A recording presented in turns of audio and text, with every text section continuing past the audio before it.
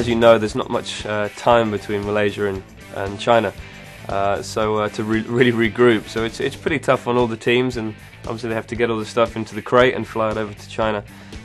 So it's pretty tough, but we've done it before. We're experienced. They're really going from one Grand Prix to the next, back to back. It's quite simple, really. I mean, it's easy to reset. You know, it takes a day or so to, you just on to the next one. You switch off straight after the Grand Prix, and you're like, okay, next one, whether it's good or bad, from what you've just experienced, you say, okay, next one, I need to keep this going, or I need to improve.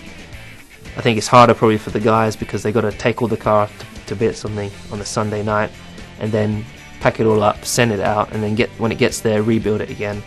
And so they're under incredible pressure.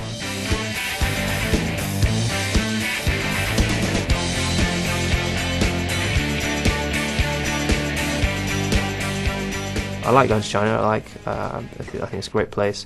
I love the food. I really like the people. The race is a little bit far out, but I get to go and play a golf before I get there usually. And then the track, I've generally been really quick there for the last few years. Yeah, it's a fun city.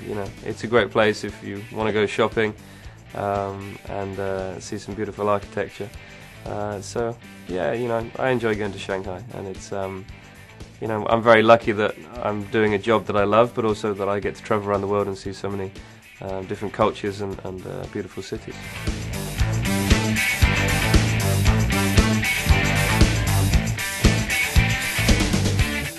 For me, the Chinese circuit is similar to Malaysia. It's quite flowing. There are some trickier corners. Turn 1 is very bumpy under braking, very tough to get the car in, and it just tightens, and you're always on the edge of the tyre all the way through the corner. You've also got a very long back straight, which is great, and hopefully be very good for overtaking. And there's also a section, I think it's turn 6 through to turn 11, where you don't breathe. Because of the G's are so high, you just can't breathe. So it's a great section of circuit as long as you're not apprehensive, as long as you can stay relaxed. But I've enjoyed racing there, and I won there last year, so I've got good memories from the Grand Prix. It's generally been a really strong track for me. I don't know why particularly, but really suits my driving style. And it's got a real great combination of corners, cambered corners as well, so it's pretty cool.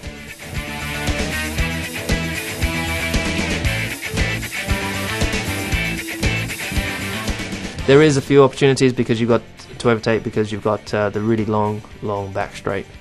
It's very long. It's almost, I don't know how many kilometers it is, but it's very long, and you come out the corner, turn 13 or 12, 13, and you're able to follow reasonably close and slipstream the guys all the way down to a really nice hairpin. So it's a perfect straight setup for an overtaking manoeuvre.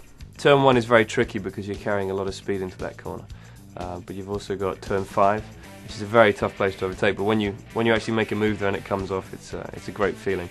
And when it's wet in China, you can overtake anywhere. Around the outside, down the inside, over the top. It seems that anything goes when it's wet there.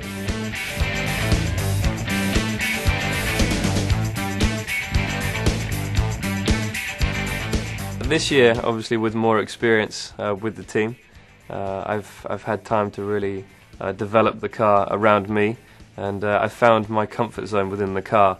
Whereas before I felt like I was sitting quite high. Now I'm properly in the car. I feel a part of it, and that is so important to me. I've learned so much over the years. I've been racing for 11 years in Formula 1, and you've got to always remember that you're never, you don't know everything, and you can always learn more. There's nutrition side of things that I've started working on now that I never even thought about before. So you're trying to be the perfect driver.